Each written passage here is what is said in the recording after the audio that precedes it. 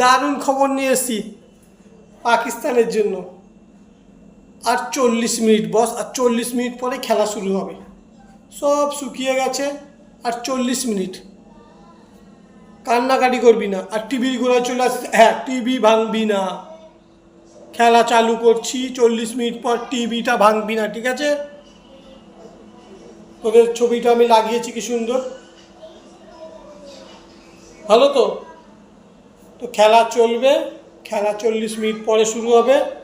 খেলায় মনোযোগ দে, খেলাটা দেখ। পরেরটা না দেখলে তো তোরা উপরে উঠতে পারবি না। আগে দেখ, রান রেটটাও তো ভাবা দরকার। খেলা ঠিক শুরু হবে, 10 ওভার হলেও হবে পাকিস্তানের জন্য। খুব ভালো খবর এটা, যে 10 ওভার হলেও খেলা হবে আজকে।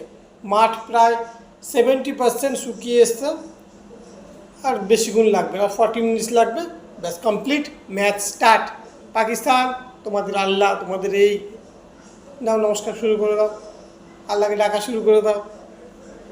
যাই হোক, এই খবরটা দেওয়ার জন্য আসলাম। পাকিস্তান যুগ যুগ জিও। তোমরা টিভি করাও, কিন্তু টিভি কিন্তু কেউ ভাঙবে না। টিভি কিন্তু কেউ ভাঙবে না। তোমাদের কিন্তু বহুত রেকর্ড খারাপ। শুধু টিভি ভেঙে দাও, টিভি ভাঙবে না। টিভির সামনে দেখো খেলাটা, তারপরে তো তোমরা কালকে আবার খেলবে, কালকে না পরশু দিন আবার খেলবে না? কোয়ালিফাই করতে হবে তো, সুপার 8-এ তো যেতে হবে। 2026-এ আবার কোয়ালিফাই করো।